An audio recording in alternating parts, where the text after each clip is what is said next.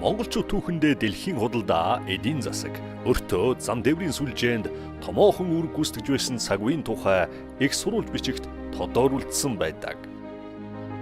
Хүн нүгүрэн Монголын эзэнт гүрний үед их торгоны зам, сайнны зам гэх мэт худалдаа наймаа эдийн засгийн замуудыг хамгаалан улс орнуудын хоорондын хөгжлийн харилцаанд ихээхэн гавьяатай үүрэг гүйцэтгэж байв. 20-р зуунд монголчууд анх төмөр зам ашиглаж эхэлсэн бөгөөд 21-р зуунд дэлхийн жижигт нийцсэн төмөр замын сүлжээг бий болгохоор зорин ажиллаж байна. Монгол улс нь баруун Европоос зүүн Азийг холбосон зам дэврийн сүлжээнд өндөр ач холбогдол бүхий газар зүүн байршилд оршдог улс билээ.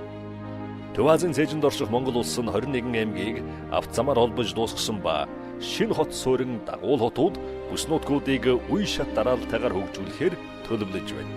Аялал жуулчлалын нэгдсэн бодлого төсөл хөтөлбөрийн хүрээнд аймагуудын онцлогийг тусгасан аялал жуулчлалын брэнд зохицолборуудыг барьж байгуулах ба тэдгээрийг холбосон төмөр замын сүлжээ нь Монголын баруун, зүүн, хойд, урд хязгаараас ачаа бараа бүтээгдэхүүнийг давхар тээвэрлэнэ.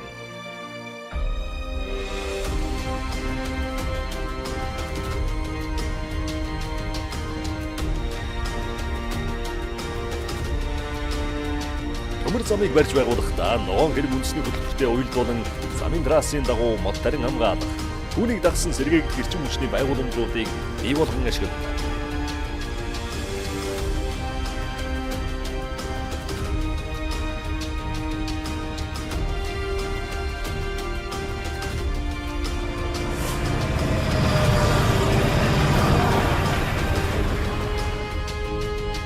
Аялал жуулчлалын зохицолгуудаар өртөөлөн аялах цахилгаан гал тэрэг нь Монголын үзэсгэлэнт байгаль, мөнх цас дуус, мөсөн бол, өргөн муудам тал хээр, элсэн манхан, уур далай, хөвч тайх гэх мэт аяллаа зохицолбор газруудаар дамжин өртөөлнө.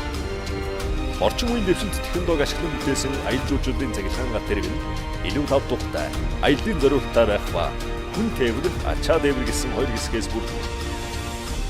Энэхүү төсөл хэрэгжснээр уламжлалт төмөр замыг олон төрлөөр ашиглах боломж бүрдэж, төмөр замын ашиглалтын өрөөгөөжийг нэмэгдүүлэх өндөр ач холбогдолтой юм.